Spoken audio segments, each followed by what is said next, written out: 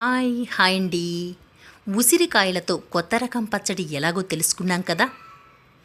మరి కాయలలోంచి తీసిన ఆ గింజలను పారేస్తామా? వాటిని కూడా వినియోగించుకోవచ్చు. అదెలా అంటే ఆ గింజలను పైనున్న ముచ్చును తీసేసి ఎండపెట్టాలి.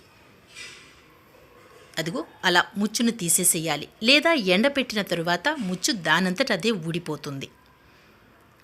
తరువాత దానిని పప్పుగా తయారు చేసుకున్న తరువాత రేపు తలకు పెట్టుకుంటామనగా ఈరోజు రాత్రి 4 ఉసిరికాయలను లేదా పప్పును నానపెట్టి మరో బౌల్లో మెంతులు కూడా నానపెట్టి మరుసటి రోజు ఉదయం కొంచెం మందారాకు, ఈ ఉసిరిపప్పు, నానపెట్టిన మెంతులను, కొద్దిగా అల్లోవీరాను వేసి మిక్సీ చేసి తలకు పెట్టుకున్నట్లయితే జుట్టు చాలా స్మూత్గా ఉంటుందండి.